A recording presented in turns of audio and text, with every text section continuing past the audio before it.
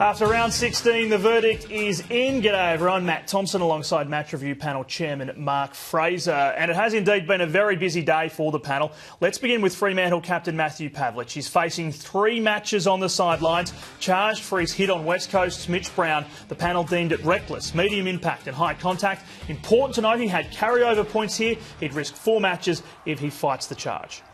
Yeah, in this instance you see Brown bending down to pick up the ball and Pavlich tucks his arm in and makes the forceful high contact.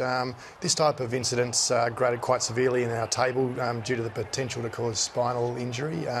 So as Pavlich has tucked the arm in sort of with a few steps out and then makes a high contact, we think this is a reckless act. The impact was medium as Brown does play the last quarter, but we still think there's medium impact in that hit. Yeah, medium impact as opposed to low impact? Yes, he does get up, but doesn't take his kick. And we thought that from the video and obviously from the medical we received that it was medium impact. And I guess the other key decision you had to make was reckless rather than, say, negligent. Yeah, because he goes in with the arm tucked in a few steps out, we believe that that's a reckless sort of act. All right, let's turn our attention to Ben McGlynn in Sydney. A major blow for the Swans. He's been booked for striking Tom Scully. This one's been assessed as intentional high impact and high contact, and again he risks 4 if he fights it.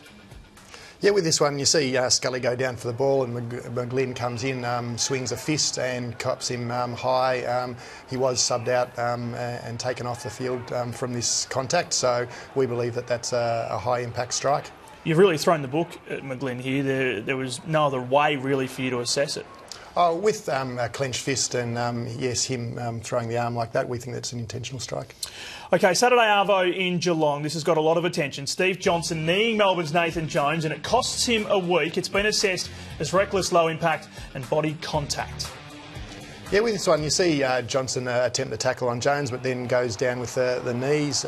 We think that that's a reckless act, so by going down like that and with the knee, leading with the knee like that, he should know that a report could occur, and it has with this, so we think there's enough impact in that for a reportable offence. There's been a lot of debate about this one. Was there ever any doubt that this would be a charge? Oh, no doubt from our discussions.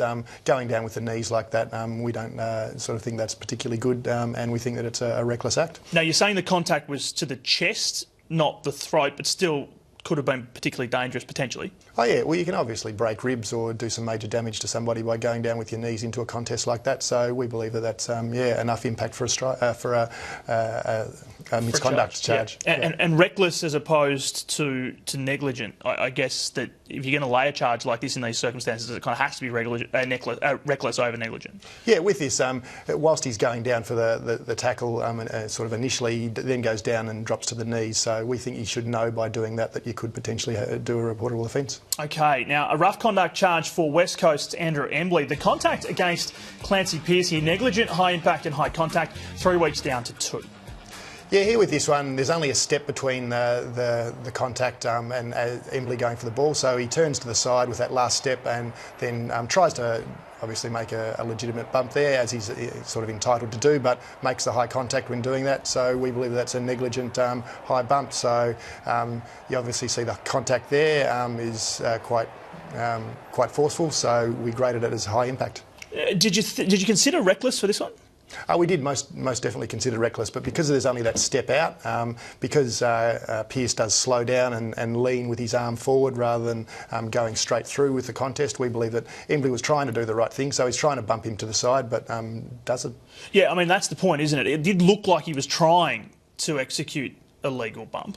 Yeah, and there's only the step in it as well, so I suppose compared to the Pavlich one, there's a few steps out where he's tucked the arm in and Brown's bending down over the ball, whereas here they're both going to the contest and he's trying to do the right thing but doesn't. And there was a bad record at play here for Embley as well, wasn't there? Yes, there was. Yep. OK, Hawthorn's Shaun Burgoyne now. He's been charged with rough conduct as well. 3 weeks down to 2 with an early plea. Negligent, high impact and high contact for this one, for this on Port Adelaide's Tom Logan.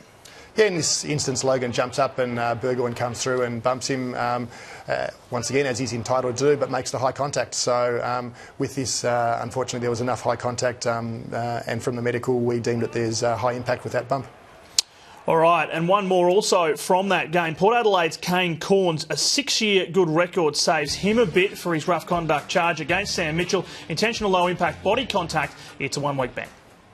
Yeah, Mitchell gets rid of the ball there, then afterwards Cornes comes in and bumps him to the back. From looking at that and the medical we received from Hawthorn, we believe that there was low impact with that bump, so it's a rough conduct charge. All right, so that'll do it for the suspensions. There is one more, though, that we do want to look at. This is Hawthorn's Jordan Lewis, cited for striking Chad Wingard. Intentional low impact and body contact. He can take a reprimand. Yeah, in this one you see Lewis come round and just throw that right fist into Wingard. He goes down and stays down for a reasonable amount of time.